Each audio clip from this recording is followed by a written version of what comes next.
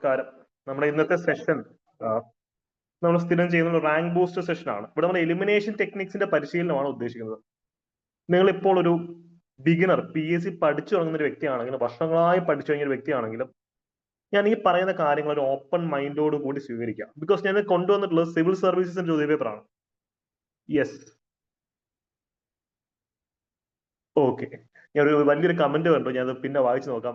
അതുകൊണ്ട് വാനിഷ് ആയിപ്പോയി. ഓക്കെ, എത്ര കഥ ഇരിക്കട്ടെ. അപ്പൊ ഇതൊരു ഇൻ ദ ലോങ് റൺ അടുത്തൊരു 10-20 വർഷത്തെ PSCയുടെ പാറ്റേൺ മുന്നിൽ കണ്ടുകൊണ്ടാണ് നമ്മൾ പറയുന്നത്. സിവിൽ സർവീസസ് പ്രിലിംസിന് 2024 വളരെ നല്ലൊരു ചോദ്യപേപ്പറാണ് ഞാൻ കൊണ്ടുവന്നിട്ടുള്ളത്. ഇതിൽ പല ചോദ്യങ്ങളും കാണുമ്പോൾ നിങ്ങൾക്ക് മനസ്സിലാവും നമുക്ക് ജസ്റ്റ് ഇങ്ങനെ പഠിച്ച് പോയാൽ മാത്രം പോരാ, പഠിക്കണം, ആഴത്തിൽ പഠിക്കണം. അതിനോടൊപ്പം നന്നായിട്ട് കോമൺ സെൻസ്, വിസ്ഡം യൂസ് ചെയ്യാനും പറ്റണം. ഇന്ന് അത്തരത്തിലുള്ള കുറെ ചോദ്യങ്ങൾ ഞാൻ കൊണ്ടുവന്നിട്ടുണ്ട്.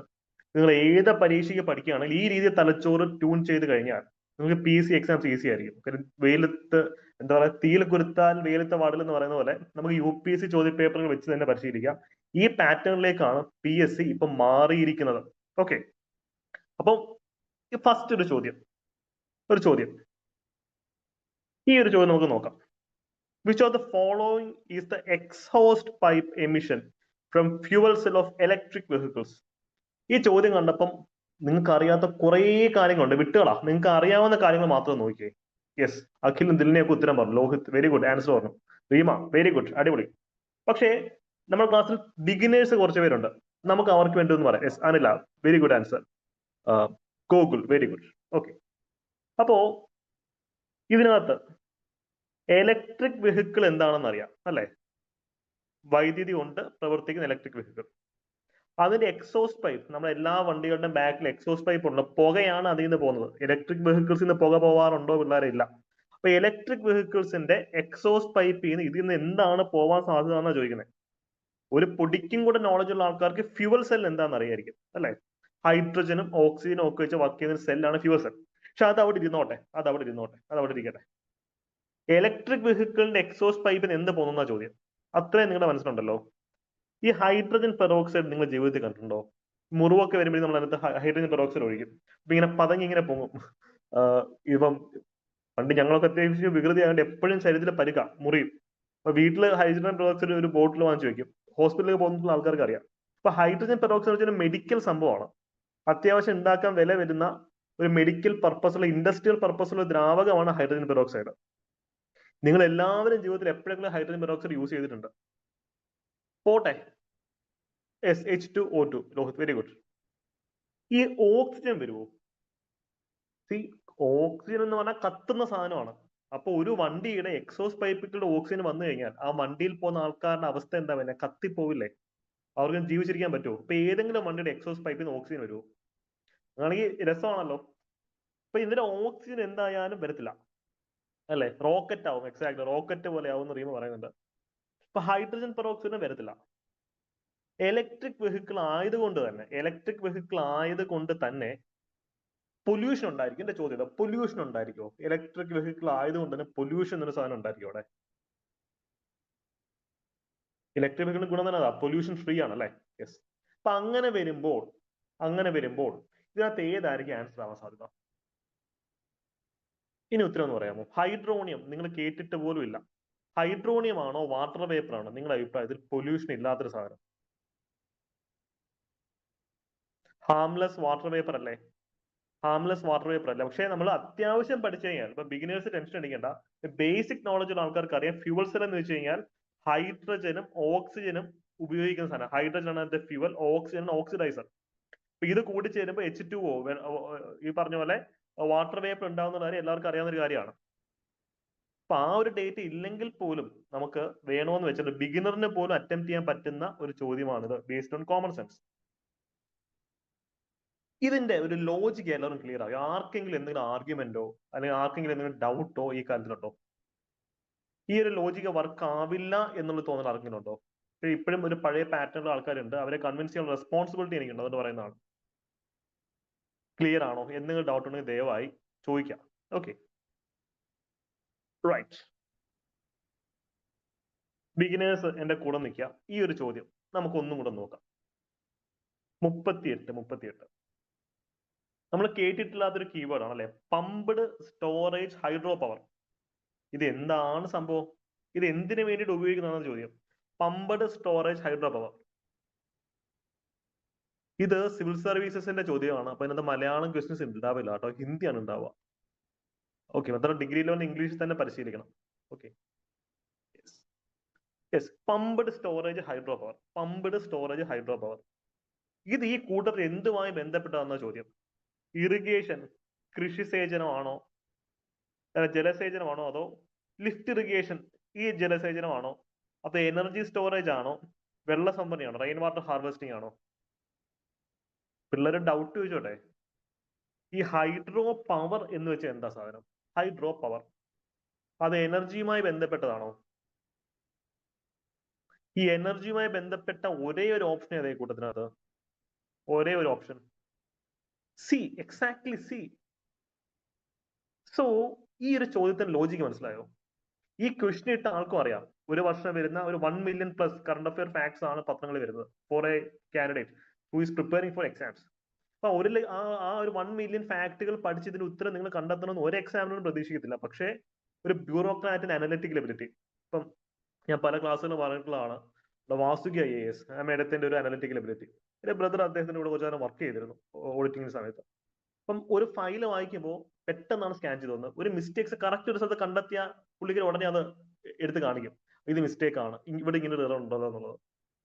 ആ 10 സെക്കൻഡോടെ എൻറ്റയർ പേജ് വായിച്ച് തീർക്കാൻ പറ്റുമെന്ന് തോന്നുന്നില്ല, പക്ഷെ റെക്കഗ്നൈസ് ചെയ്യാൻ പറ്റും. ഇതാണ് സ്കാനിങ്ങിന്റെ ക്വിക്ക് തിങ്കിങ്ങിന്റെ ബെനിഫിറ്റ്. അതാ ഒരു കല്ലുകടി അല്ലെങ്കിൽ ഒരു ഔട്ട് ഓഫ് ദ ബോക്സ് സംഭവം ഉണ്ടെങ്കിൽ നമുക്കത് പെട്ടെന്ന് കണ്ടുടക്കും. ഈ ഒരു സ്കിൽ നിങ്ങൾക്ക് ഉണ്ടെന്നുള്ളതാണ് നോക്കേണ്ടത്. ആസ് എ ബ്യൂറോക്രാറ്റ് നിങ്ങൾക്ക് നൂറുകണക്കിന് പേജുകളുള്ള ഡോക്യുമെന്റ്സ് വായിച്ച് വെരിഫൈ ചെയ്ത് ക്യാബിനറ്റിനൊക്കെ സബ്മിറ്റ് ചെയ്യേണ്ടി വരും. അപ്പൊ അവിടെ നിങ്ങൾക്ക് ഇത്തരത്തിലുള്ള critical thinking ability, exactly critical thinking ability ഉണ്ടെന്നുള്ളതാണ് നോക്കുന്നത്. ഇതിന്റെ അപ്രോച്ച് മനസ്സിലായോ? യെസ്. അപ്പൊ നല്ലൊരു ജനറലിസ്റ്റ് എന്ന് വെച്ച് കഴിഞ്ഞാൽ നല്ലൊരു കോമൺ സെൻസ് ഉള്ള വ്യക്തിയായിരിക്കും. ഓരോ ബ്യൂറോക്രാറ്റും ഒരു ജനറലിസ്റ്റ് ആണ്. നിങ്ങൾ യൂണിവേഴ്സിറ്റി എക്സാമിനല്ല പ്രിപ്പയർ ചെയ്യുന്നത്, ജനറൽ എക്സാമിനാണ്. അതുകൊണ്ട് ജനറലിസ്റ്റ് ആയിട്ട് ചിന്തിക്കാം. നമുക്ക് മറ്റൊരു ചോദ്യത്തിലേക്ക് പോകാം. Membrane bio reactors. ഇത് ഈ കൂട്ടത്തിൽ എന്തുമായി ബന്ധപ്പെട്ടതാണ് ചോദ്യം.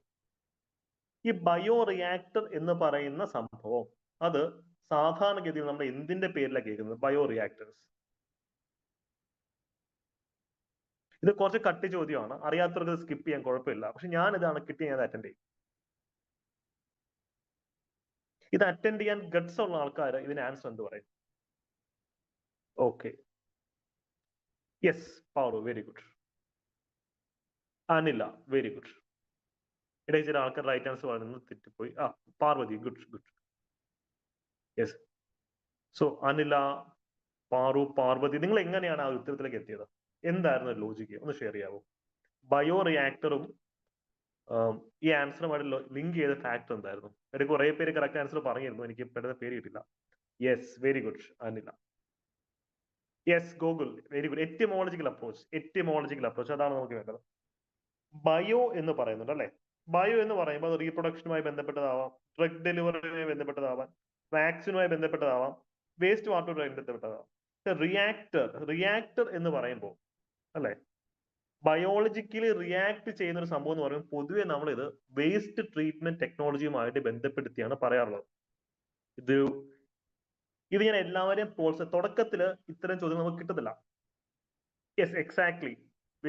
ഗൂഗിളിൽ അത് കൊള്ളാട്ടോ, അത് പൊളിച്ചു, അതെനിക്ക് ഇഷ്ടപ്പെട്ടു, ഞാൻ ചിന്തിക്കാത്ത ഡയമെൻഷൻ ആണ്. യെസ്, ഗൂഗിള് പറഞ്ഞൊരു പോയിന്റ് ഉണ്ട്, മെംബ്രെയിൻ എന്ന് പറയുമ്പോൾ അത് എന്തുമായി ബന്ധപ്പെട്ടതാണ് മെംബ്രെയിൻ? ഒന്ന് ആലോചിച്ച് നോക്കിയേ. എക്സാക്ട്ലി പറഞ്ഞു, bio waste reactor treatment. Yes, I like that logic. Okay, membrane എന്ന് പറയുമ്പോൾ ഫിൽറ്റർ ചെയ്യുന്ന ഒരു സാധനമാണല്ലോ, ഫിൽട്രേഷൻ. ഈ കൂടുതൽ ഫിൽട്രേഷന് വേണ്ടി ഒരു ഇതിനാ വേസ്റ്റ് വാട്ടർ ട്രീറ്റ്മെന്റ് അല്ലേ? അപ്പം ബയോ റിയാക്ടർ, മെംബ്രെയിൻ, ഇത് രണ്ട് വേസ്റ്റ് വാട്ടറുമായിട്ടല്ല ലിങ്ക് ആയിട്ടുള്ളത്. Very good. ഇത് ബയോ റിയാക്ടേഴ്സ് എന്ന് പറഞ്ഞ സംഭവം, മെംബ്രെയിൻ എന്ന സംഭവം, ഇത് രണ്ടും വേസ്റ്റ് വാട്ടറുമായിട്ടാണ് ബന്ധപ്പെട്ടിരിക്കുന്നത്. അപ്പം അങ്ങനെ അതിനെപ്പറ്റി ചിന്തിക്കാം. പക്ഷെ ഇതൊരു എക്സ്ട്രീം ലെവലാണ്. തുടക്കത്തിൽ നമുക്ക് ഇത്തരം ചോദ്യങ്ങൾ കിട്ടണമെന്ന് നിർബന്ധമില്ല. പക്ഷെ ഇതൊക്കെ കിട്ടണം, 37, 38 കിട്ടണം. 39 ഒരു അനദർ ലെവലാണ്. തൽക്കാലം അത് അവിടെ ഇരിക്കട്ടെ. ഓക്കെ, എനിക്ക് നമ്മുടെ ക്ലാസ്സിൽ കുറച്ച് പുതിയ മെമ്പേഴ്സ് ഉണ്ട്, അവരുടെ അടുത്താണ് ചോദിക്കാനുള്ളത്. ഇതിന്റെ ഒരു ഐഡിയ മനസ്സിലായോ? എങ്ങനെയാണ് നമ്മൾ ലോജിക് ഉപയോഗിക്കേണ്ടതും GK ചോദ്യങ്ങൾക്ക് ഉത്തരം കണ്ടെത്തേണ്ടതെന്നുള്ള ഒരു ഐഡിയ മനസ്സിലായോ? ഒരു മാത്തമാറ്റിക്കൽ മൈൻഡോടെ എങ്ങനെ അപ്രോച്ച് ചെയ്യുന്നുള്ള മനസ്സിലായോ? യെസ് മനീഷ. എന്തെങ്കിലും ബുദ്ധിമുട്ട് ഫേസ് ചെയ്യുന്നുണ്ടോ നിങ്ങൾക്ക്? തുടക്കത്തിൽ ബുദ്ധിമുട്ട് ഫേസ് ചെയ്യണം, അതുകൊണ്ടാണ് ചോദിച്ചത്. ബുദ്ധിമുട്ട് ഫേസ് ചെയ്യുന്നുണ്ടെങ്കിൽ അത് സ്വാഭാവികമാണ്. പക്ഷെ ഒരു 10 ക്ലാസ്സുകൾ ഇതുവരെ അറ്റൻഡ് ചെയ്ത് കഴിയുമ്പോഴത്തേക്കും you will join the league. Okay Muhammad, very good. അപ്പൊ നമുക്ക് ഓക്കെ ചെറുതായിട്ടുണ്ടല്ലോ, സാറില്ല, നമുക്ക് സെറ്റ് ആകാം. ചിലത് കിട്ടുന്നുണ്ട്, ചിലത് കിട്ടുന്നില്ല. അത് കുഴപ്പമില്ല, അത് നമുക്ക് ഇപ്പൊ റെഡിയാക്കി തരാം. ഈ ഒരു ചോദ്യം ഒന്ന് നോക്കിയേ.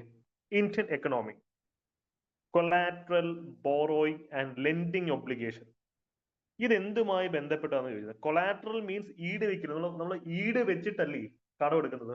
ഈടെന്ന് പറയും, ഈട് അല്ലെ കൊളാട്രൽ. ഇപ്പൊ വീടിന്റെ വസ്തു കൊണ്ടുപോയി പണയം വെക്കും, ബാങ്ക് നമുക്ക് കടം തരും, പണയ വസ്തുവാണ് ഈടെന്ന് പറയുന്നത് അല്ലെ.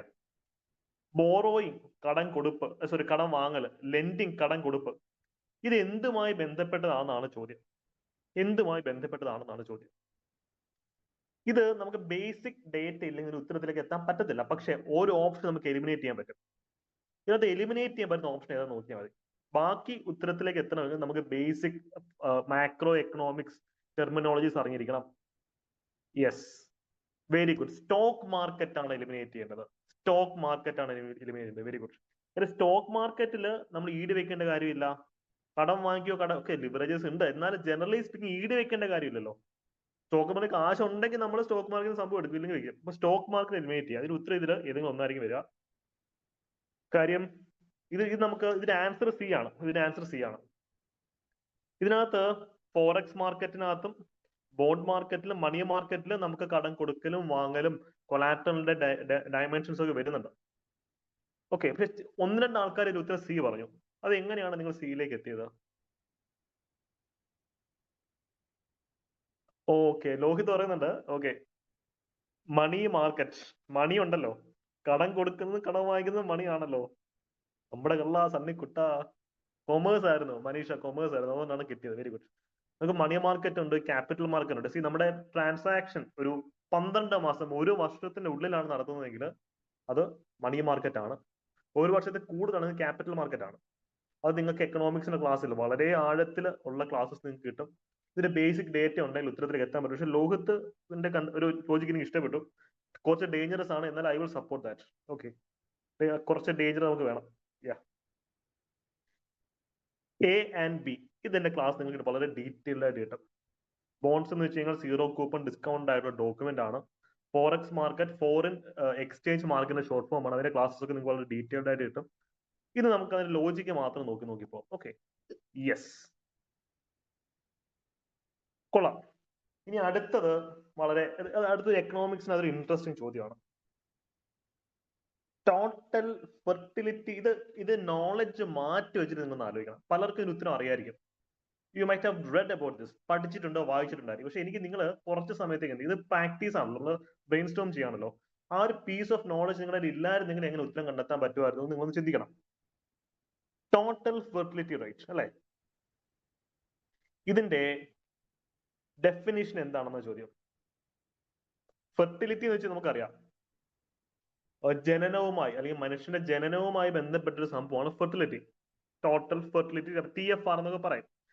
TFR, ഇതിനെപ്പറ്റി നമ്മൾ യൂട്യൂബിൽ വളരെ ഡീറ്റെയിൽഡ് വീഡിയോ ചെയ്തിട്ടുണ്ട്. കേരളത്തിലെ TFR ഇടിഞ്ഞ് കൂപ്പ് കുത്തിക്കൊണ്ടിരിക്കുകയാണ്. കുറെ കാലം കഴിയുമ്പോഴത്തേക്കും കേരളത്തിലെ വയസ്സായ ആൾക്കാർ മാത്രമേ കാണുള്ളൂ, ചെറുപ്പക്കാരൊന്നും കാണില്ലെന്ന് പറയും. അതൊക്കെ അവിടെ ഇരിക്കട്ടെ. TFR ഇത് എന്താണെന്നാണ് ചോദ്യം. ഫസ്റ്റ് സ്റ്റേറ്റ്മെന്റ് ഉണ്ടോ? Yes, very good Lohit, very good. Yes, Google correct answer ആണ്. എങ്ങനെയാണ് ഉത്തരത്തിലേക്ക് എത്തിയത്?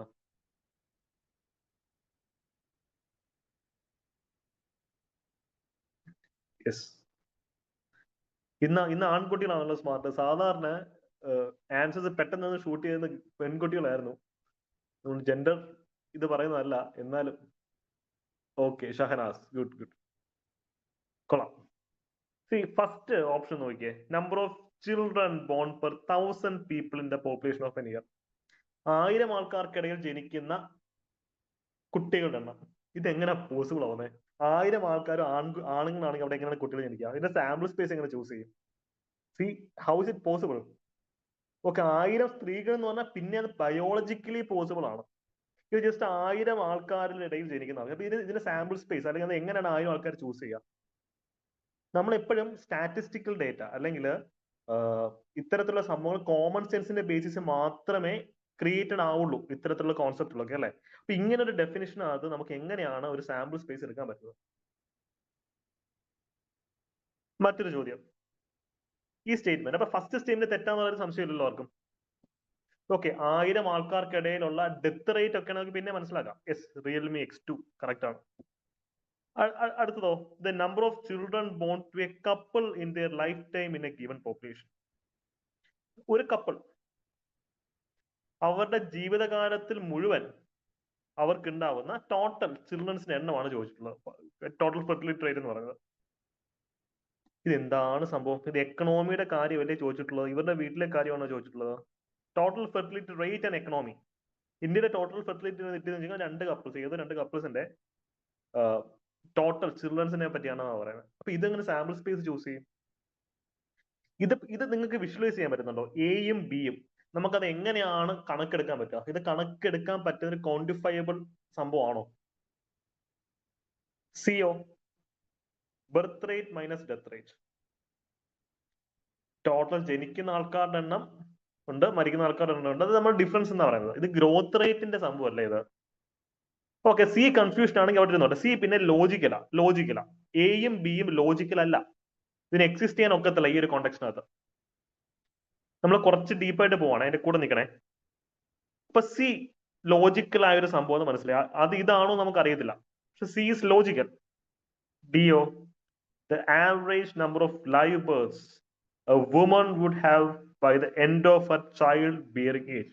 ഒരു സ്ത്രീക്ക് അവരുടെ ചൈൽഡ് ബിയറിംഗ് ഏജ് അതുവരെ ജന്മം കൊടുക്കാൻ സാധിക്കുന്ന ആവറേജ് നമ്പർ ഓഫ് കുട്ടികളുടെ എണ്ണമാണെന്നാണ് പറയുന്നത്, അല്ലെ? അപ്പൊ സിയും ലോജിക്കലാണ്, ഡിയും ലോജിക്കലാണ്. ഇതിനകത്ത് ടോട്ടൽ ഫെർട്ടിലിറ്റി റേറ്റ് നമ്മൾ നേരത്തെ പറഞ്ഞ പോലെ ചോദ്യത്തിനകത്തെ കീവേഡും ഓപ്ഷൻസിനകത്തെ കീവേഡും എവിടെയാണ് മാച്ച് ആയിട്ടുള്ളത്? Total end of a child bearing age എന്ന് പറയുന്നുണ്ട്. ഇത് ഗ്രോത്ത് റേറ്റ് അല്ലേ? ഇത് പോപ്പുലേഷന്റെ ഗ്രോത്ത് റേറ്റിനെ പറ്റിയുള്ള കാര്യമല്ലേ? ഇതല്ലേ അപ്പൊ വരേണ്ടത്? ഡി വരേണ്ടത്. കുറെ കൂടെ സ്റ്റാൻഡർഡൈസ്ഡ് സ്റ്റേറ്റ്. നമ്മൾ 50-50 വരെ എത്തി. പകുതി സ്റ്റേറ്റ്മെന്റ്സ് എലിമിനേറ്റ് ചെയ്തു. പിന്നെ നമ്മൾ ആ ആൻസർ ചൂസ് ചെയ്തേ പറ്റുള്ളൂ. അപ്പൊ അങ്ങനെ വരുമ്പോഴത്തേക്ക് നമുക്ക് കൂടുതൽ ലോജിക്കായിട്ട് ഏത് ഉത്തരത്തിലേക്ക് എത്താൻ പറ്റുക? ഡി. ഒരു സ്ത്രീയുടെ ആരോഗ്യപൂർണമായിട്ടുള്ള ഒരു ചൈൽഡ് ബിയറിംഗ് ഏജ് വരെ ജന്മം കൊടുക്കാൻ സാധിക്കുന്ന ആവറേജ് നമ്പർ ഓഫ് കുട്ടികളുടെ എണ്ണം എന്നാണ് ഇവിടെ പറയുന്നത്. അപ്പൊ ഇതിന്റെ ആൻസർ ഡി ആണ്. ഡി. പക്ഷെ അഗൈൻ ഇത് വളരെ ഈസി ആയിട്ട് നമ്മൾ ഇതൊക്കെ എല്ലായിടത്തും പഠിപ്പിക്കുന്നതാണ്. ടോട്ടൽ ഫെർട്ടിലിറ്റി റേറ്റ്, TFR എന്ന് പറയും. അപ്പൊ ഇതൊക്കെ വളരെ ഈസി കോൺസെപ്റ്റ് ആണ്. പക്ഷെ ഇത് അറിഞ്ഞില്ലെങ്കിൽ ഉത്തരത്തിലേക്ക് എങ്ങനെ എത്തണമെന്നാണ് ഞാൻ പറയുന്നത്. മനസ്സിലായല്ലോ?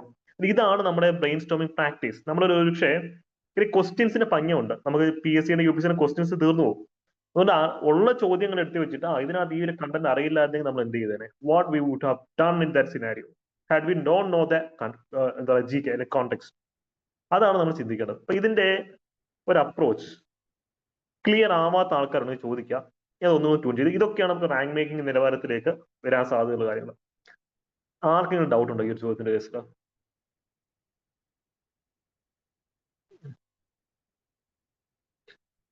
എല്ലാവരും ഓക്കെ ആണോ ഈ ചോദ്യത്തിന്റെ കേസിൽ? എക്കണോമിക്സ് ആണ് ഏറ്റവും മാർക്ക് ഫെച്ച് ചെയ്യാൻ ഈസി ആയിട്ടുള്ള സബ്ജക്ട്. UPSC-യിലായിക്കോട്ടെ PSC-യിലായിക്കോട്ടെ ഏറ്റവും മാർക്ക് ഫെച്ച് ചെയ്യാൻ. കാരണം എക്കണോമിക്സ് ലോയും ഇത് രണ്ടും കോമൺ സെൻസ് ആണ്. ഹിസ്റ്ററി കോമൺ സെൻസ് എന്ന് പറയാൻ ഒക്കത്തില്ല, ഇഷ്ടംപോലെ മണ്ടത്തരങ്ങളുണ്ട്. ജോഗ്രഫി പിന്നെയും കോമൺ സെൻസ് ആണ്. പക്ഷെ എക്കണോമിക്സ് ലോയും ഒക്കെ കോമൺ സെൻസിന്റെ ഏരിയാസ് ആണ്. നമുക്ക് ഇഷ്ടംപോലെ മാർക്ക് അവിടെ നിന്ന് കിട്ടും. Right, yes. അത് റെക്കോർഡ് ക്ലാസ് ഒന്ന് കാണാവോ റീമ? Okay, all right. പിന്നെ അടുത്തത് മറ്റൊരു കടുകട്ടി ചോദ്യമാണ്. അയ്യോ ഇതൊക്കെ എന്ത് ചെയ്യും മല്ലയ്യ എന്ന് ചിന്തിക്കണ്ട. ബേസിക് ഡേറ്റ പറയാം. ഈ നോൺ ബാങ്കിങ് ഫിനാൻഷ്യൽ കമ്പനീസ് എന്നൊരു സംഭവം NBFCs. Non banking financial company എന്ന് വെച്ച് കഴിഞ്ഞാൽ നിങ്ങളുടെ വീടിന് തൊട്ടപ്പുറത്തുള്ള ബ്ലേഡ് മുതലാളി മുതൽ അസറ്റ് റീകൺസ്ട്രക്ഷൻ കമ്പനീസ് വരെയുള്ള $multi-billion കമ്പനികൾ വരെ ഈ കാറ്റഗറിയിലാണ് വരുന്നത്. ബാങ്കുകൾ അല്ലാത്ത പണമിടപാട് സ്ഥാപനങ്ങൾ, ബാങ്ക് ഇതര പണമിടപാട് സ്ഥാപനങ്ങളാണ് NBFCs എന്ന് പറയുന്നത്. നമ്മൾ മുത്തൂറ്റൊക്കെ കണ്ടില്ലേ, മുത്തൂറ്റ് അല്ലെങ്കിൽ മറ്റ് NBFCs, സ്വർണ്ണപ്പണയ ബാങ്കുകളുണ്ട്. ഇപ്പൊ നിങ്ങളുടെ വീടിന് തൊട്ടപ്പുറത്ത് ഒരു ചേട്ടൻ ഒരു ലൈസൻസ് ഒക്കെ എടുത്തിട്ട് വട്ടിപ്പലിശയ്ക്ക് ബ്ലേഡിന് പൈസ ഇറങ്ങുന്നത്, അതും NBFCയുടെ കാറ്റഗറിക്കകത്ത് വരും. അപ്പൊ ഇതാണ് NBFC എന്ന് പറയുന്നത്. ഓക്കെ, ബേസിക് ഡേറ്റ ഉണ്ടല്ലോ, ബേസിക് ഡേറ്റയാണ് NBFC. ഇത് വെച്ചിട്ട് ഇതിന്റെ ഉത്തരം എന്ത് വരും നോക്കാം. ഫസ്റ്റ് സ്റ്റേറ്റ്മെന്റ്, അതായത് ഒരു കാര്യം മനസ്സിലാക്കി, NBFCs വളരെ വലിയൊരു ഒരു മേഖലയാണ്, വളരെ വലിയൊരു കുറെ കാറ്റഗറീസ് വരുന്ന വളരെ ബ്രോഡ്. ബാങ്കുകൾ എന്ന് വെച്ച് കഴിഞ്ഞാൽ നാഷണലൈസ്ഡ് ബാങ്ക് ഉണ്ട്, ഷെഡ്യൂൾഡ് ബാങ്ക്സ് ഉണ്ട്, കോപ്പറേറ്റീവ് ബാങ്ക്സ് ഉണ്ട്, ലിമിറ്റഡ് ആണ്. NBFCs എന്ന് വെച്ച് കഴിഞ്ഞാൽ ചവറ് പോലെ ഇഷ്ടം പോലെ ടൈപ്പ് ഓർഗനൈസേഷനുള്ള വലിയൊരു അംബ്രല ടേമാണ്, വലിയൊരു ടേമാണ്. അതിനോടുള്ള കുറെ പ്രസ്ഥാനങ്ങൾ വരും. അത് വെച്ചിട്ട് നോക്കിയേ, ഇന്ത്യയിൽ NBFCകൾക്ക് റിസർവ് ബാങ്ക് കൊടുക്കുന്ന ലിക്വിഡിറ്റി അഡ്ജസ്റ്റ്മെന്റ് ഫെസിലിറ്റി കിട്ടുമെന്നാണ് പറയുന്നത്. അതായത് തൊട്ടപ്പുറത്തെ വീട്ടിലെ വട്ടിപ്പലിശ ചേട്ടൻ റിസർവ് ബാങ്കിന്റെ അടുത്തുനിന്ന് പല പല സഹായങ്ങളും കിട്ടുമെന്നാണ് പറയുന്നത്. കിട്ടുമോ? Reserve bank of India regulate ചെയ്യുന്ന പ്രധാനമായിട്ടും കൊമേഴ്ഷ്യൽ അല്ലെങ്കിൽ നമ്മുടെ ഷെഡ്യൂൾഡ് ബാങ്ക്സിനൊക്കെ അല്ലേ. ഇപ്പം ബേസിക് ഡേറ്റ വെച്ചിട്ട് ആ ഫസ്റ്റ് സ്റ്റേറ്റ്മെന്റ് എലിമിനേറ്റ് ചെയ്യാൻ പറ്റുന്നുണ്ടോ? അല്ല, നിങ്ങളുടെ വീടിന്റെ തൊട്ടപ്പുറത്തല്ല, നിങ്ങൾ എല്ലാ നാട്ടിലെ സ്വർണ്ണപ്പണയ ബാങ്കുകളുണ്ടല്ലോ, ആ സ്വർണ്ണപ്പണയ ബാങ്കിലെ ചേട്ടന് റിസർവ് ബാങ്കിന്റെ സഹായം കിട്ടും. അവിടുത്തെ ലിക്വിഡിറ്റി അഡ്ജസ്റ്റ്മെന്റ് ഫെസിലിറ്റി റിസർവ് ബാങ്കിൽ നിന്ന് പൈസ കടം വാങ്ങിക്കാന്നാണ് അവർ ഉദ്ദേശിക്കുന്നത്. അവർക്ക് റിസർവ് ബാങ്കിൽ നിന്ന് പൈസ കടം കിട്ടുമോ? First statement strong. First statement തെറ്റിയപ്പോൾ തന്നെ A പോയി, C പോയി, അല്ലേ? 50-50യിലേക്ക് നമ്മൾ എത്തി.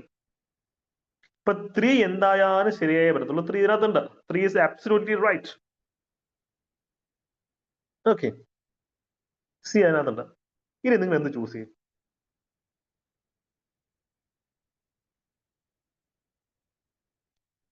2 വരുമോ ഇല്ല എന്നുള്ളതാണ് ചോദ്യം. 2 നിങ്ങൾ കേട്ടിട്ടേ ഇല്ലാത്ത എന്തൊരു സംഭവം, foreign institutional investor, government securities, GSEC വാങ്ങിക്കാൻ ഫോറിൻ ഇൻസ്റ്റിറ്റ്യൂഷണൽ ഇൻവെസ്റ്റേഴ്സിന് പറ്റുമെന്നാണ് പറയുന്നത്.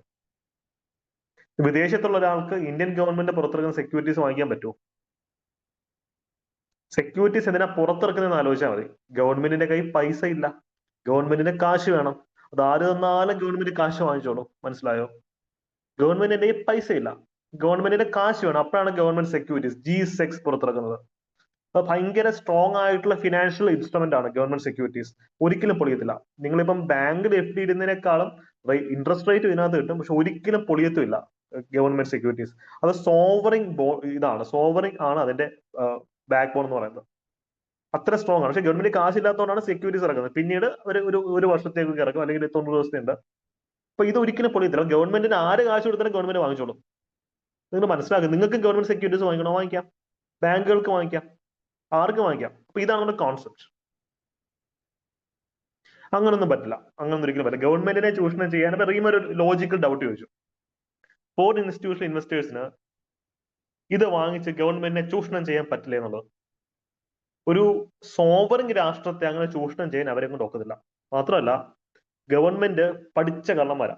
ഒരു 100 രൂപയുടെ സെക്യൂരിറ്റി ഒക്കെ ഇറങ്ങി കഴിഞ്ഞാൽ ഈ ഫോറിൻ ഇൻസ്റ്റിറ്റ്യൂഷണൽ ഇൻവെസ്റ്റ്മെന്റ്സിന് ഈ 100 രൂപയുടെ സെക്യൂരിറ്റി വാങ്ങിക്കാൻ ഒക്കത്തില്ല. ഇവ ഗവൺമെന്റിന് അറിയാം, മൊത്തം കൊടുത്തു കഴിഞ്ഞാൽ ഇവൻ പണിയുമെന്ന് അറിയാം. ഒരു പോർഷൻ മാത്രമായിരിക്കും മാറ്റി വയ്ക്കാൻ സാധ്യത. മനസ്സിലായില്ലേ? അല്ലാതെ ഗവൺമെന്റ് ഇറങ്ങുന്ന എല്ലാ സെക്യൂരിറ്റീസും ഒന്നും ഒരു ഫോറിൻ ഇൻസ്റ്റിറ്റ്യൂഷൻ ഇൻവെസ്റ്ററിന് വാങ്ങിക്കാനുള്ള കപ്പാസിറ്റി ഇല്ല. പക്ഷേ ഇന്ത്യ പോലൊരു മഹാരാജ്യത്തിനെ സംബന്ധിച്ച് ഗവൺമെന്റ് ഇറക്കുന്ന ടോട്ടൽ ഗവൺമെന്റ് സെക്യൂരിറ്റീസിന്റെ 1% പോലും വാങ്ങിക്കാൻ കെൽപ്പുള്ള ഒരു ഓർഗനൈസേഷനും ലോകത്തില്ല. മനസ്സിലായോ? യെസ്. ഇതിനകത്ത് കുറെ ഈ പറഞ്ഞ ഫെമയുണ്ട്, ഫോറിൻ എക്സ്ചേഞ്ചസ് മാനേജ്മെന്റ് ആക്ടും കാര്യങ്ങളൊക്കെ ഉണ്ട്. ഗവൺമെന്റ് ആണ് ഏറ്റവും വലിയ കള്ളന്മാര്. സോ ഗവൺമെന്റിനെ പറ്റിക്കാന്ന് വിചാരിച്ചാൽ നടക്കത്തില്ല. മനസ്സിലായല്ലോ? അപ്പൊ ഗവൺമെന്റ് ആര് കാശ് കൊടുത്താലും ഗവൺമെന്റ് വാങ്ങിച്ചോളും. ഗവൺമെന്റ് കാശിനാണ് ഇത് ഇറക്കുന്നത്. അപ്പൊ അതാണ് ലോജിക്ക്. അപ്പൊ ഇതിന്റെ ഡി. ഞാൻ ഇത്രയും പറയാനുള്ള റീസൺ, ഈ GSEC വെച്ചിട്ട് ഇഷ്ടംപോലെ ചലഞ്ചിങ് ചോദ്യങ്ങൾ ഇതിനകത്ത് വന്നിട്ടുണ്ട്. ഗവൺമെന്റിന്റെ കാശില്ല, ഗവൺമെന്റ് കാശ് വേണം, അതിനാണ് സെക്യൂരിറ്റീസ് ഇറക്കുന്നത്. അപ്പൊ കാശ് കിട്ടിയ ഗവൺമെന്റ് കൊടുക്കും. ഈ ഒരു ലോജിക്ക് നിങ്ങളുടെ മനസ്സിലുണ്ടെങ്കിൽ ഇനി അങ്ങോട്ട് നോക്കാൻ പോകുന്ന പല ഡിഫിക്കൽട്ട് എക്കണോമിക്സ് ക്വസ്റ്റ്യൻസിന് ആൻസർ നിങ്ങൾക്ക് കിട്ടും. ഞാൻ ഈ പറയുന്നത് ലോജിക്ക് മാത്രമാണ്. ഗവൺമെന്റ് സെക്യൂരിറ്റീസിനെ പറ്റിയുള്ള ക്ലാസ്സസ് നിങ്ങൾക്ക് ഡീറ്റെയിൽ ആയിട്ട് കിട്ടും. പല ടൈപ്പ് ഇൻസ്ട്രുമെന്റ്സ് ഉണ്ട്, ട്രഷറി ബിൽസ് ഉണ്ട്, ഇതിനകത്ത് മണി മാർക്കറ്റ്, ക്യാപിറ്റൽ മാർക്കറ്റ് ഒക്കെ വരുന്നുണ്ട്. ടെക്നിക്കാലിറ്റി ഡിഫറെന്റ് ആണ്. ഞാൻ ബേസിക് കോൺസെപ്റ്റ് മാത്രമാണ് പറഞ്ഞത്. എക്കണോമിക്സിനകത്തൊന്നും നമുക്ക് ആബ്സല്യൂട്ട് ആയിട്ട് ഇതാണ് ശരി ഇതാണ് തെറ്റെന്ന് പറയാൻ ഒക്കത്തില്ല. കോമൺ സെൻസിന്റെ ഡയമെൻഷൻ മാത്രമാണ് പറഞ്ഞിട്ടുള്ളത്. ക്ലിയർ ആണല്ലോ?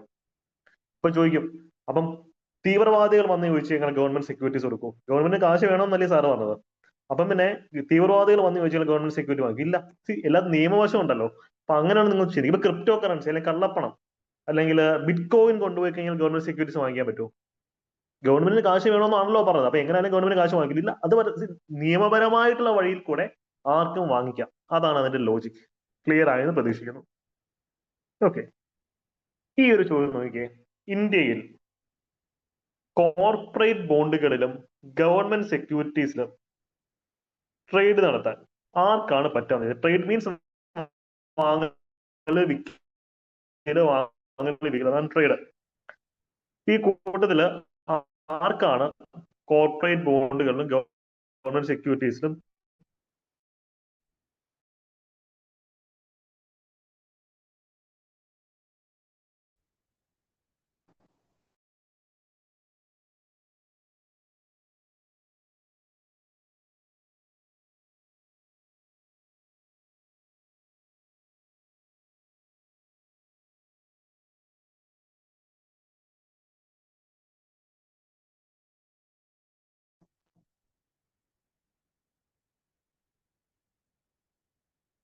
ഹലോ ഗൈസ്, ഇടയ്ക്ക് വെച്ച് എന്തൊക്കെയോ സംഭവിച്ചു. എന്താ എനിക്ക് വലിയ പിടിയില്ല.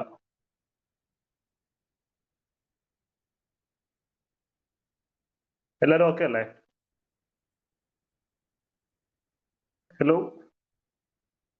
Yes, okay. എന്താ സംഭവിച്ചെന്ന് എനിക്കും അറിയില്ല, മഴ ആയതുകൊണ്ടായിരിക്കാം. Okay, sorry for the hiccups. അപ്പൊ ഇതൊന്ന് ആലോചിച്ച് നോക്കിയേ. ഇതിനകത്ത് ആർക്കൊക്കെ ആയിരിക്കും ഗവൺമെന്റ് ബോണ്ട്സ് സെക്യൂരിറ്റീസ് വാങ്ങിക്കാനും വിൽക്കാനും പറ്റുക? ട്രേഡ് നടത്താൻ പറ്റും, അത് മാത്രമേ ആലോചിച്ചാൽ മതി.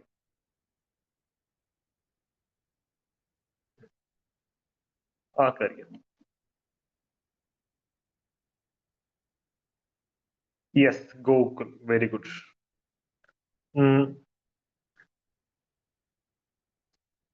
Reshma, good good good. പറയൂ പറയൂ, എല്ലാരും പറയൂ. സെയിം ലോജിക്ക് തന്നെ, വലിയ മാറ്റമൊന്നുമില്ലല്ലേ? Yes, Manisha Mohan, Yashulu, Akhil, good good. Yes, insurance കമ്പനികൾ നിയമപരമായി നിൽക്കുന്ന ഒരു കമ്പനിയാണല്ലോ, അവർക്ക് ട്രേഡ് വാങ്ങിക്കാം. ട്രേഡ് കുഴപ്പമില്ല. പെൻഷൻ ഫണ്ട് എന്ന് വെച്ച് കഴിഞ്ഞാൽ ഇപ്പം കോൺട്രിബ്യൂട്ടറി പെൻഷൻ ഒക്കെ ആണല്ലോ. നിങ്ങളിപ്പം ജോലിയിൽ കയറുമ്പോൾ മാസം മാസം നിങ്ങളുടെ സാലറിയിൽ നിന്ന് ഒരു ശതമാനം ഗവൺമെന്റ് ആയിക്കോട്ടെ അല്ലെങ്കിൽ പ്രൈവറ്റ് കമ്പനീസ് ആയിക്കോട്ടെ അവരെടുത്ത് സ്റ്റോക്ക് മാർക്കറ്റിൽ ഇൻവെസ്റ്റ് ചെയ്യും. അതൊരു അസറ്റ് മാനേജ്മെന്റ് കമ്പനി ആയിരിക്കും മാനേജ്. അതാണ് പെൻഷൻ ഫണ്ട് എന്ന് പറയാം. മനസ്സിലായല്ലോ? ഇപ്പൊ പെൻഷൻ ഫണ്ട് നിയമപരമായിട്ടുള്ള സംഭവം അല്ലേ? അവർ ചിലപ്പോൾ ഇതിന് ഗവൺമെന്റ് സെക്യൂരിറ്റീസ് ഇൻവെസ്റ്റ് ചെയ്യും. അതിന് കോമൺ മനസ്സിലായല്ലേ? കാര്യം ഇത് ഭയങ്കര പെൻഷൻ നമുക്ക് വേണം, അത് വലിയ റിസ്ക് ഇല്ലാതെ നമുക്ക് കിട്ടേണ്ട ഒരു സംഭവമാണ്. അപ്പൊ ഗവൺമെന്റ് സെക്യൂരിറ്റീസ് ഇൻവെസ്റ്റ് ചെയ്താൽ അത്രയും നല്ലതല്ലേ? നല്ല റിട്ടേണും കിട്ടും, സേഫും ആണ്, ഗവൺമെന്റ് അല്ലേ. റീറ്റെയിൽ ഇൻവെസ്റ്റേഴ്സോ നിയമപരമായിട്ടുള്ള ആൾക്കാരുടെ അവർക്ക് കിട്ടും. മനസ്സിലായല്ലോ? അപ്പൊ എല്ലാം വരേണ്ടതാണ്. അപ്പൊ ഞാൻ ചോദിച്ചോട്ടെ, നിങ്ങളുടെ തലച്ചോറ് കുറച്ചുകൂടെ ഒന്ന് ഷാർപ്പന. കോഓപ്പറേറ്റീവ് ബാങ്ക്, സഹകരണ ബാങ്കുകളോ? കോഓപ്പറേറ്റീവ് ബാങ്ക്സ്, അവർക്ക് ഗവൺമെന്റ് സെക്യൂരിറ്റീസിന് ട്രേഡിംഗ് നടത്താൻ പറ്റും?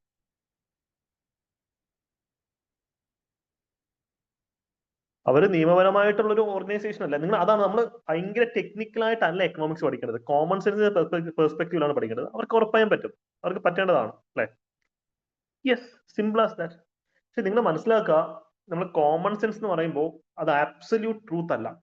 ഇപ്പൊ ഞാൻ പറഞ്ഞു ഗവൺമെന്റിന് കാശ് വേണം, വിദേശത്തുള്ള ആൾക്കാർക്ക് ഇന്ത്യൻ ഗവൺമെന്റിന്റെ ഇത് വാങ്ങിക്കാൻ സമ്മതിക്കുന്നു.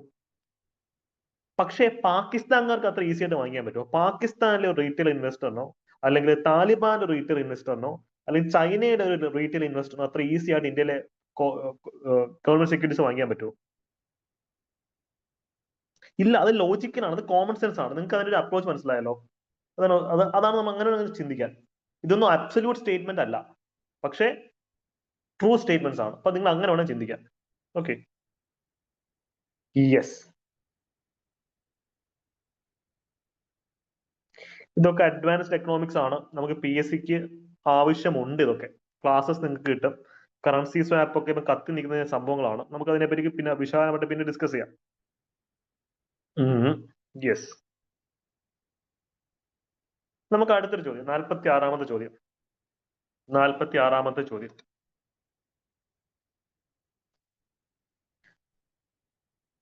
നമ്മൾ ഇത്തരം ചോദ്യങ്ങൾ വായിക്കുന്നതിന്റെ ഒരു സ്ട്രക്ചർ ക്ലിയർ ആയിരിക്കണം. ആദ്യമേ ഇത് വായിക്കുക. Consider the following statements. പിന്നെ ഇത് വെറുതെ വായിച്ചിട്ട് വലിയ കാര്യമുണ്ട്, ഒന്നും മനസ്സിലാവത്തില്ല. കാര്യം കോണ്ടെക്സ്റ്റ് എന്നാണ് മനസ്സിലാവുക. ഇതാണ് കോണ്ടെക്സ്റ്റ്. ഇത് വായിച്ചിട്ട് ഇത് വേണം വായിക്കാൻ. ഇത് ആദ്യമേ വായിക്കാം, ഇത് രണ്ടാമത് വായിക്കാം. Which of the following can be used as a feedstock for producing sustainable aviation fuel? വിമാനങ്ങൾക്ക് ഉള്ള ഫ്യൂവൽ ഉണ്ടല്ലോ, സസ്റ്റൈനബിൾ ആയിട്ട് പ്രകൃതിക്ക് ദോഷം ഉണ്ടാക്കാത്ത രീതിയിൽ വിമാനങ്ങൾക്കുള്ള ഇന്ധനം എങ്ങനെയാണ് സൃഷ്ടിക്കാൻ സാധിക്കുക എന്നാണ് ചോദിക്കുന്നത്. ഈ കോണ്ടെക്സ്റ്റ് അറിയാതെ ഇത് വായിച്ചു കഴിഞ്ഞാൽ ശരിയാവില്ല, അല്ലേ? Exactly, very good Lohit. അപ്പോ നാലെണ്ണുണ്ട്. ഇതിനകത്ത് എന്തൊക്കെ വരാൻ സാധ്യത? ഇവിടെ നിങ്ങൾ ഗ്രാമർ ശ്രദ്ധിക്കണം. ക്യാൻ ഇപ്പൊ ഉപയോഗിച്ചുകൊണ്ടിരിക്കണം എന്നല്ല പറഞ്ഞത്, എന്തൊക്കെയാണ് ഉപയോഗിക്കാൻ സാധ്യത. ഇറ്റ് ഷുഡ് ബി എന്നല്ല, ഷുഡ് അല്ല, ക്യാൻ ആ യൂസ് ചെയ്തിട്ടുള്ള ഒരു പൊട്ടൻഷ്യൽ. ഈ കൂടുതൽ ഏതിനൊക്കെയാണ് ഇതിനുള്ള പൊട്ടൻഷ്യൽ ഉള്ളതെന്നാണ് ചോദ്യം, അല്ലേ? എന്തുവരും? കൃഷിയുടെ റെസിഡ്യൂ, കച്ചി, പോച്ച, അതൊക്കെ. കോൺ ഗ്രെയിൻസ് അല്ലെ? കോൺഫ്ലേക്സ് ഒക്കെ ഇഷ്ടമുള്ള ആൾക്കാരുണ്ടെങ്കിൽ അറിയാം. Waste water treatment sludge. Okay Google, correct ആണ്. Wood mill waste. ഇതെല്ലാം വന്നല്ലേ പറ്റത്തുള്ളൂ. സി, ഫ്യൂവല് ഉണ്ടാക്കാൻ സാധ്യത ഇതിനകത്ത് ഗ്രീൻ ഗ്രാസ് ഉണ്ടായിരുന്നെങ്കിലോ? ഗ്രീൻ ഗ്രാസ്, പച്ചപ്പുല്ല്. ക്യാൻ എന്നാണ് ചോദ്യം. Which of the following can be used as a feedstock for producing sustainable aviation fuel? Can. Green grass, പച്ചപ്പുല്ല്. ഈ ഇതിനകത്ത് ഓപ്ഷൻ ഉണ്ടായിരുന്നെങ്കിൽ നിങ്ങൾ ചൂസ് ചെയ്യില്ലയോ? ഈ സാധാ അഗ്രികൾച്ചർ റെസിഡ്യൂവിന്റെ ഭാഗമല്ലേ? ഒന്ന് ആലോചിച്ച് നോക്കിയേ. ഇൻക്ലൂഡ് ചെയ്യാം അല്ലേ? ഫുഡ് വേസ്റ്റ്, വേസ്റ്റായ ആഹാരം. ഇത് വന്നാലോ?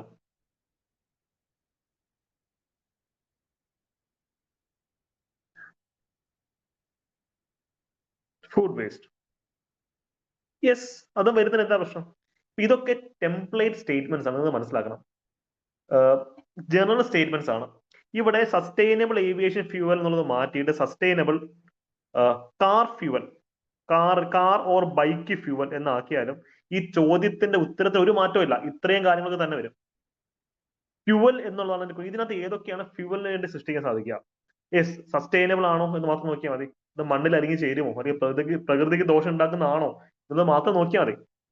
ഇതിന്റെ ഒരു ഫൺ പാർട്ട് മനസ്സിലായല്ലോ. So have fun with it. ഓരോ എക്സാംസിനും, ഓരോ ചോദ്യ പേപ്പറും, ഓരോ ക്വസ്റ്റ്യൻസും നിങ്ങളുടെ ശത്രുക്കളല്ല, നിങ്ങൾക്ക് ഫണ്ണായിട്ട് അപ്രോച്ച് ചെയ്യാൻ പറ്റുന്ന ഒരു ഗെയിം ആയിട്ട് കരുതുക. അപ്പൊ നമുക്ക് കുറെ കൂടെ സ്ട്രെസ് ഫ്രീ ആയിട്ട് പഠിക്കാൻ പറ്റും. ഇതിന് അപ്രോച്ച് എല്ലാവരും ക്ലിയർ ആണോ? ബിഗിനേഴ്സ്, ഇതൊക്കെ പഠിച്ച് തുടങ്ങുന്ന ആൾക്കാരുടെ അവസ്ഥയാണ് എനിക്ക് അറിയേണ്ടത്. നമ്മൾ കുറെ അഡ്വാൻസ്ഡ് ക്വസ്റ്റ്യൻസ് ഡിസ്കസ് ചെയ്തു, കുറച്ച് ഈസി ക്വസ്റ്റ്യൻസ് ഡിസ്കസ് ചെയ്തു. ഇതൊരു ഈസി ക്വസ്റ്റ്യൻ ആണ്. ഇതിന്റെ ഒരു അപ്രോച്ച് എല്ലാവരും കിട്ടിയോ? പറഞ്ഞേ കേൾക്കട്ടെ. ക്ലിയർ. ഓക്കെ. 50-50 വരുന്നുണ്ടെന്ന് സ്വാതി പറയുന്നത്. മതി, തുടക്കത്തിൽ 50-50 ഒക്കെ മോർ ദാൻ ഇനഫ് ആണ്. പക്ഷെ ഒരു 3-4 ക്ലാസ്സസ് കഴിയുമ്പോൾ അതൊരു 70-80 റേഞ്ചിലേക്ക് പോകണം. അതിന്റെ മുകളിലേക്ക് ഇമ്പോസിബിൾ ആണ്. അറിയാലോ, നമ്മൾ ഇത്തരത്തിൽ 10 ചോദ്യം ചെയ്ത് കഴിഞ്ഞാൽ 7 എണ്ണം ശരിയാവും, 3 എണ്ണം തെറ്റും. അങ്ങനെ അഗ്രിഗേറ്റ് 6 മാർക്ക് എക്സ്ട്രാ കിട്ടിയാൽ മതി. നേരത്തെ 1 മാർക്ക് എടുത്തില്ല. 0 മാർക്കിനേക്കാൾ എന്തുകൊണ്ട് വലുതാണ് 6 മാർക്ക്. നമുക്കിത് മതി. ഇങ്ങനെയാണ് നമ്മളത് ഓപ്പറേറ്റ് ചെയ്യേണ്ടത്. Very good. 50-50 തുടക്കത്തിൽ നല്ലൊരു ഇൻഡിക്കേഷൻ ആണ്. റൈറ്റ്. നമുക്കിനി അടുത്ത ഒരു ചോദ്യത്തിലേക്ക് പോവാം. ഓക്കെ. കോമൺ സെൻസ്, എക്കണോമിക്സ് ആണ്. കോമൺ സെൻസ് ആണ് ഈ സബ്ജക്ട്. കോമൺ സെൻസ് മാത്രം യൂസ് ചെയ്തേ. ഈ കൂട്ടത്തില് വർക്കിംഗ് ക്യാപിറ്റലും ഫിക്സഡ് ക്യാപിറ്റലും അല്ലെ? വർക്കിംഗ് ക്യാപിറ്റലും ഉണ്ട്, ഫിക്സഡ് ക്യാപിറ്റലും ഉണ്ട്. നിങ്ങൾ ഇതിനെപ്പറ്റി പഠിച്ചിട്ടില്ല, മുമ്പ് വായിച്ചിട്ടില്ല. പക്ഷേ കോമൺ സെൻസ് വെച്ച് എന്തായിരിക്കും? ക്യാപിറ്റൽ നമുക്കറിയാം, മൂലധനമുണ്ട്. മൂലധനം അല്ലെ? ഇപ്പൊ ഒരു കമ്പനിക്ക് വർക്ക് ചെയ്യണമെങ്കിൽ കാശ് വേണം, അല്ലെങ്കിൽ ബിൽഡിംഗ് വേണം, അല്ലെങ്കിൽ ഫ്യൂവല് വേണം. ഇതൊക്കെയാണ് അതിന്റെ ക്യാപിറ്റൽ എന്ന് പറയുന്നത്. ഇപ്പൊ കാർ കമ്പനിന് ഫ്യൂവല് വേണം, അല്ലെ? ക്യാപിറ്റൽ വേണം, മൂലധനം വേണം. ഇത് വർക്കിംഗ് ക്യാപിറ്റലും ഉണ്ട്, ഫിക്സഡ് ക്യാപിറ്റലും ഉണ്ട്, അല്ലെ? ഞാൻ ഒരു കോമൺ സെൻസ് ചോദിച്ചോട്ടെ. ഒരു ബിൽഡിംഗ് ഒരു കെട്ടിടം, ഒരു കമ്പനിയുടെ കെട്ടിടം, അത് ഫിക്സഡ് ക്യാപിറ്റൽ ആണോ വർക്കിംഗ് ക്യാപിറ്റൽ ആണോ? പേര് കേട്ടിട്ട് എന്ത് തോന്നുന്നു? യെസ്, ഫിക്സഡ് ആണ്. ഒരിടത്ത് ഫിക്സ് ആയിട്ടിരിക്കുകയാണ്, അല്ലെ? ഫിക്സ് ആയിട്ടിരിക്കുകയാണ്. അപ്പൊ നിങ്ങൾ സങ്കല്പിച്ചേ, ഒരു കൽക്കരി നിർമ്മാണശാല. ഓക്കെ. അവിടെ ബിൽഡിംഗ് ഉണ്ട്, അകത്ത് കൽക്കരി ഉണ്ട്, പുറത്ത് ഒരു വലിയൊരു ടെമ്പോയും വെഹിക്കിൾസ് ഉണ്ട്, ഇതൊക്കെ കൊണ്ടുപോകുന്ന വെഹിക്കിൾസും കാര്യങ്ങളൊക്കെ ഉണ്ട്. ഇതിനകത്ത് കൽക്കരി വർക്കിംഗ് ക്യാപിറ്റൽ ആണോ ഫിക്സഡ് ക്യാപിറ്റൽ ആണോ കൽക്കരി?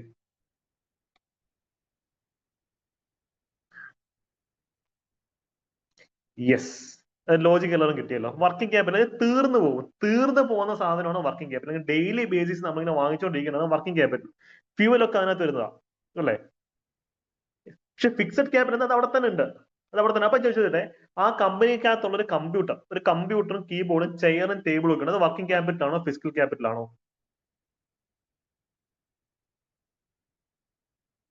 Fixed capital, exactly. അത് തീർന്നു വന്നതാണോ അത്? ഓക്കെ, തർക്കിക്കാനാണെങ്കിൽ ചോദിക്കാം, തേഞ്ഞു പോവില്ലേ സാർ? കമ്പ്യൂട്ടർ ഒക്കെ തേഞ്ഞു പോലെ, ഒബ്വിയസ്ലി തേഞ്ഞു പോകും. നമ്മൾ ഒരു ആവറേജ് ലൈഫ് സ്പാൻ അത് നോക്കാം. കമ്പ്യൂട്ടർ ഇപ്പൊ ബിൽഡിംഗ് ആണെങ്കിൽ ഒരു 1000 കൊല്ലം ബിൽഡിംഗ് കാണില്ല, അത് നശിച്ചു പോകും. നമ്മളൊരു ലോങ് പീരീഡ് ഓഫ് ടൈമിലേക്ക് നമുക്ക് ഉപയോഗിക്കാൻ പറ്റും, അതാണ് നമ്മൾ നോക്കേണ്ടത്. ഇത് 1000 വർഷത്തേക്ക് ഉപയോഗിക്കാൻ പറ്റില്ല, ഡെയിലി ബേസിസ് മാറ്റിക്കൊണ്ടിരിക്കണല്ലോ, അത്ര മാത്രം ആലോചിക്കുക. അപ്പം ഇപ്പൊ അവിടുത്തെ ഒരു വലിയൊരു ടെമ്പോ അല്ലെങ്കിൽ വലിയൊരു ലോറി ഉണ്ടെന്നിരിക്കട്ടെ, അത് ഫിക്സഡ് ക്യാപിറ്റൽ ആണോ വർക്കിംഗ് ക്യാപിറ്റൽ ആണോ? ലോറി ഇങ്ങനെ സഞ്ചരിക്കുന്നതാണല്ലോ, അപ്പൊ അത് ഫിക്സ് ആയിട്ടിരിക്കുന്നതല്ലല്ലോ, അപ്പൊ അത് വർക്കിംഗ് ക്യാപിറ്റൽ ആവാൻ സാധ്യതയുണ്ടോ? ഓ, അങ്ങനെ ഞാൻ പറഞ്ഞ് തെറ്റിക്കാന്ന് വിചാരിക്കണ്ട അല്ലെ? 8 ഇല്ല. ഓക്കെ, എക്സാക്ട് ഫിക്സഡ് ക്യാപിറ്റൽ ആണ്. ഞാൻ ഇതുവരെ നിങ്ങൾ തെറ്റിക്കാനായിട്ട് പലതും പറയും, നിങ്ങൾ വണ്ടി അവിടെ തന്നെ കാണും. Okay, very good, so happy for that. അപ്പൊ തീർന്നു പോകുന്നതൊക്കെ വർക്കിംഗ് ക്യാപിറ്റലും, ഫിക്സ് ആയിട്ടിരിക്കുന്നത് അല്ലെങ്കിൽ ഡെയിലി ബേസിസിൽ ഇങ്ങനെ റീചാർജ് ചെയ്തുകൊണ്ടിരിക്കേണ്ടതൊക്കെ ഫിക്സഡ് ക്യാപിറ്റലും ആണ്. So the context is clear. ഇനി ഇതൊരു പുതിയ ഓപ്ഷന്റെ പാറ്റേൺ അല്ലെ? Exactly, continuously used and refill ചെയ്യുന്നതാണ് വർക്കിംഗ് ക്യാപിറ്റൽ എന്ന് പറയുന്നത് അല്ലെ? വെരി. സോ ഇനി ആ ഒരു ലോജിക്ക് വെച്ചിട്ട് ഇത് നോക്കിയേ, ഇത് പുതിയൊരു ഓപ്ഷന്റെ പാറ്റേൺ ആണ്, വൺ ഒള്ളി എന്നല്ല, ഈ കൂടുതൽ എത്ര ഓപ്ഷൻസ് ആണ് കറക്റ്റ് എന്നാ? Yes, working capital is continuously circulating. Working capital continuously circulate ചെയ്തുകൊണ്ടിരിക്കുന്നതാണ്, അത് റീഫിൽ ചെയ്യേണ്ടി വരും. യെസ്, ഇതിനകത്ത് ഏതൊക്കെയാണ് ശരി? ഇത് വൺ ഒള്ളി ടു ഒള്ളി എന്നല്ല, ഇത് എത്ര ഓപ്ഷൻസ്? ഒരെണ്ണം മാത്രമാണോ, രണ്ടെണ്ണം മാത്രമാണോ, മൂന്നെണ്ണം മാത്രമാണോ, നാലെണ്ണം ശരിയാണെന്നുള്ള ചോദ്യം. Yes, Google, very good. ഒരു ഫാർമറിന്റെ പ്ലൊഫ് അല്ലെ, അത് വർക്കിംഗ് ക്യാപിറ്റൽ ആണോ ഡെയിലി ബേസിസിൽ ഒരു കർഷകന് അയാളുടെ, യെസ് പാറു, വെരി ഗുഡ്, ഒരു കർഷകന് അയാളുടെ ഈ മൺവെട്ടി അത് മാറ്റിക്കൊണ്ടിരിക്കേണ്ട കാര്യമുണ്ടോ? അത് ഫിക്സഡ് ക്യാപിറ്റൽ അല്ലേ, വർക്കിംഗ് ക്യാപിറ്റൽ ആണ്. അപ്പം വൺ അല്ല, it is wrong. Computer fixed capital അല്ലേ, നമ്മൾ കണ്ടിട്ട് കമ്പ്യൂട്ടർ ഫിക്സഡ് ക്യാപിറ്റൽ ആണ്. ഒരു തയ്യൽക്കാരൻ ഉപയോഗിക്കുന്ന നൂല്, അത് വർക്കിംഗ് ക്യാപിറ്റൽ ആണോ ഫിക്സഡ് ക്യാപിറ്റൽ ആണോ?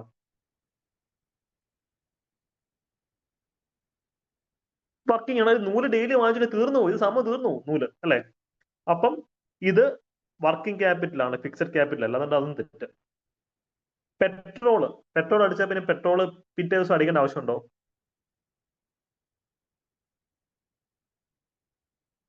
യെസ്, അപ്പൊ അതെന്താണ്? വർക്കിംഗ് ക്യാപിറ്റൽ ആണ്, കറക്റ്റ് ആണ്. അപ്പോ രണ്ടേ രണ്ട് സംഭവമാണ് മാച്ചിങ് ആയിട്ടുള്ളത്. അപ്പൊ നമുക്ക് ഇതിന് ഉത്തരം എന്തെത്തി? ബി എന്നുള്ള ഉത്തരത്തിന് കിട്ടി, ബി. ക്ലിയർ ആണല്ലോ? അപ്പൊ എക്കണോമിക്സിനോടുള്ള ഭയമൊക്കെ നിങ്ങൾ അങ്ങനെ മാറ്റി വെക്കുക, വളരെ കോൺഫിഡൻസോട് കൂടി പെർസിസ്റ്റൻസോട് കൂടി വർക്ക് ചെയ്യാം. Okay, right. 48 എല്ലാവർക്കും അറിയാവുന്നതാണ്, ഇടയ്ക്ക് ഭയങ്കര ട്രെൻഡിങ് ആയിരുന്നു റീൽസിനകത്തൊക്കെ അല്ലെ? ഇത് വായിച്ചുകൂടി ഇതിന്റെ ഉത്തരം എന്ത്? ഇത് പക്ക കറണ്ട് അഫെയർ ആണ്.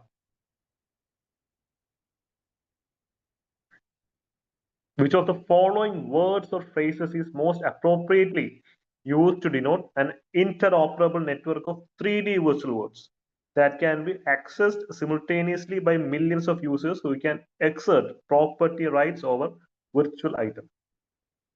യെസ്, നമ്മുടെ ഫേസ്ബുക്കിന്റെ മെറ്റാവേഴ്സ് ഒക്കെ എല്ലാവരും കണ്ടതാണ്. ഇത് ഒരു അടിപൊളി പരിപാടിയാണ് മെറ്റാവേഴ്സ് അല്ലെ? എക്സാക്ട്ലി, എല്ലാവർക്കും അറിയാതെ.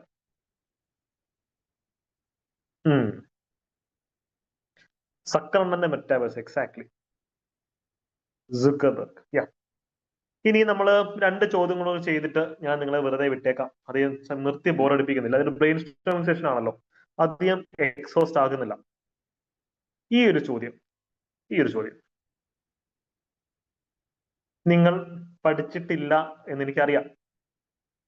സീനിയർ സ്റ്റുഡൻസ് ഉണ്ടെങ്കിൽ അവരെ പഠിച്ചിട്ടുണ്ടായിരിക്കണം, അതല്ലെങ്കിൽ ഇതിന് ഉത്തരം എന്ത് വരും? ചോദ്യം എന്താ?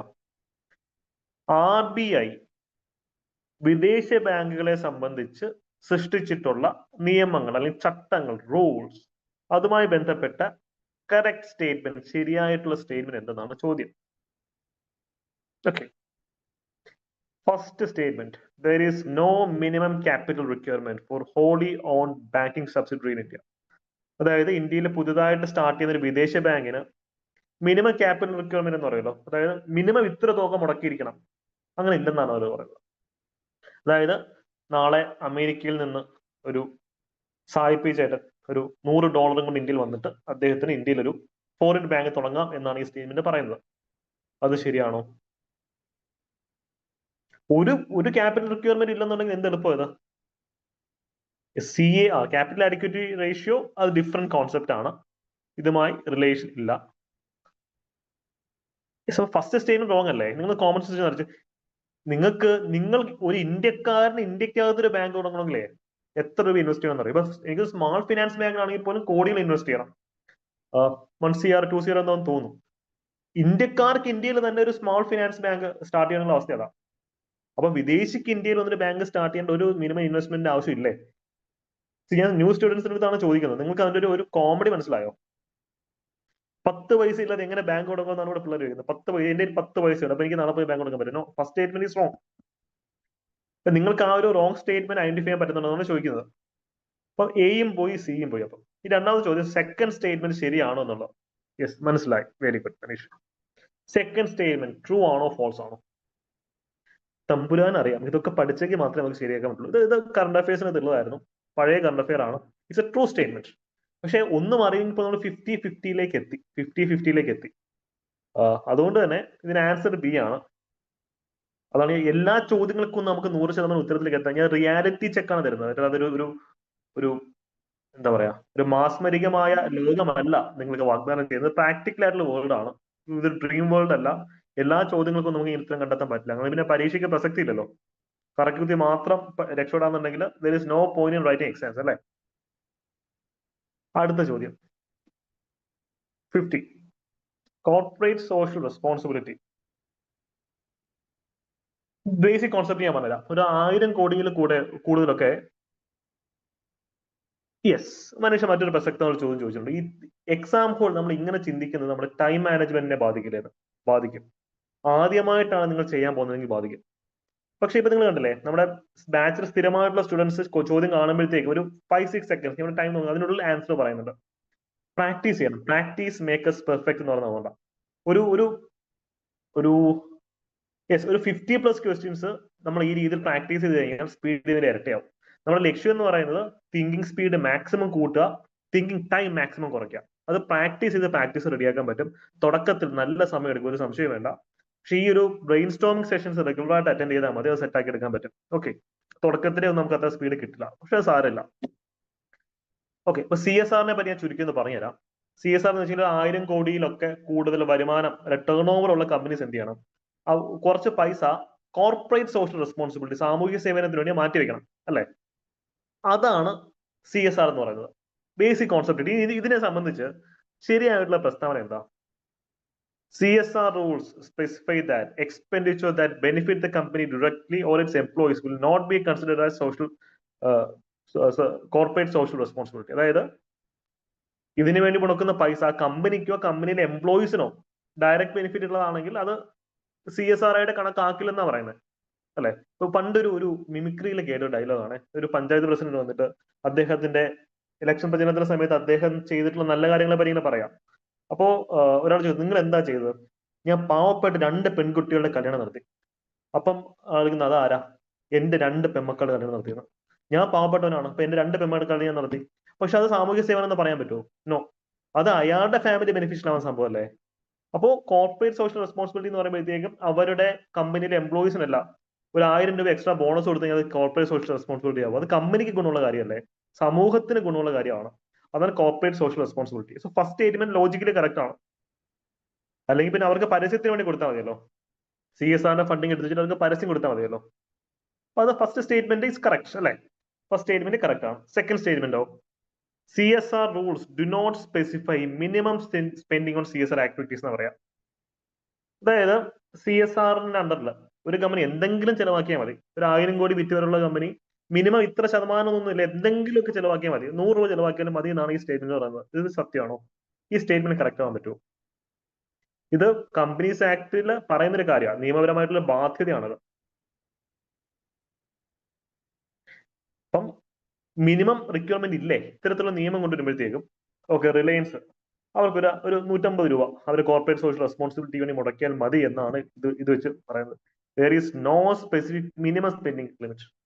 മാക്സിമം എത്ര ആണല്ലോ മിനിമം സ്പെൻഡിങ് ലിമിറ്റ് എത്ര? 2% ഇപ്പം ടോട്ടൽ ടേൺ ഓവറിന് 2% എങ്കിലും CSRന് വേണ്ടി ചെലവാക്കണം എന്നുള്ളതാണ് പുതിയ നിയമം. അപ്പൊ മിനിമം സ്പെൻഡിങ് റിക്വയർമെന്റ് ഇല്ലാതെ ഇത്തരത്തിലുള്ള നിയമം ക്രിയേറ്റ് ചെയ്യുന്നതുകൊണ്ട് എന്തെങ്കിലും ലോജിക് ഉണ്ടോ? ഓക്കെ, മാക്സിമം എത്ര വേണമെങ്കിലും ആവാമെന്ന് നമുക്ക് വെക്കാം, മിനിമം ഒരു പർട്ടിക്കുലർ തുക വേണ്ടേ? തോട്ട് പ്രോസസ് ക്ലിയർ ആയോ അതോ കുളമായോ? എന്താണ് അവസ്ഥ?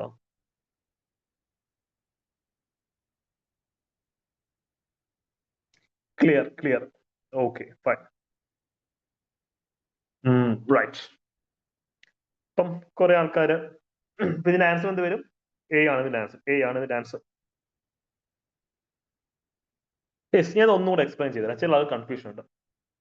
അതായത് കോർപ്പറേറ്റ് സോഷ്യൽ റെസ്പോൺസിബിലിറ്റി എന്ന് വെച്ച് കഴിഞ്ഞാൽ ഒരു കമ്പനിയുടെ ടോട്ടൽ ടേൺ ഓവറിന്റെ ഒരു ഭാഗം അവർ സാധാരണ സമൂഹത്തിന് വേണ്ടി ചെലവാക്കണം, അതാണ് CSR. ഈ സ്റ്റേറ്റ്മെന്റ് പറയുന്നത് CSR നിയമത്തിനകത്ത് മിനിമം ഇത്ര രൂപ ചെലവാക്കണമെന്നൊന്നും പറഞ്ഞിട്ടില്ല, എന്തെങ്കിലുമൊക്കെ ചെലവാക്കിയാൽ മതി എന്നാണ് പറഞ്ഞിട്ടുള്ളത്. CSR rules do not specify minimum spending on CSR activities എന്നാണ് പറയുന്നത്.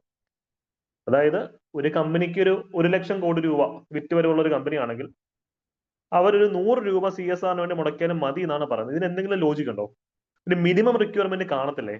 ഒരു കമ്പനിയുടെ പ്രോഫിറ്റിന് അല്ലെങ്കിൽ ടോട്ടൽ ടേൺ ഓവർ ഇത്ര ശതമാനം CSRന് വേണ്ടി മാറ്റി വെക്കണം എന്നൊരു റിക്വയർമെന്റ് എന്തായാലും ഗവൺമെന്റ് വെക്കില്ലേ?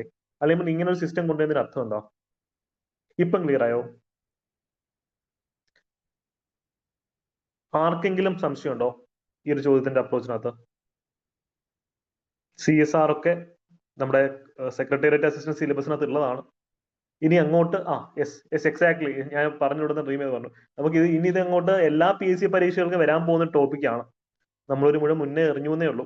ലോജിക്ക് കയ്യിലുണ്ടെങ്കിൽ ക്ലാസ് കാണുമ്പോൾ കുറെ കൂടെ എഫക്റ്റീവ് ആയിരിക്കും അത്.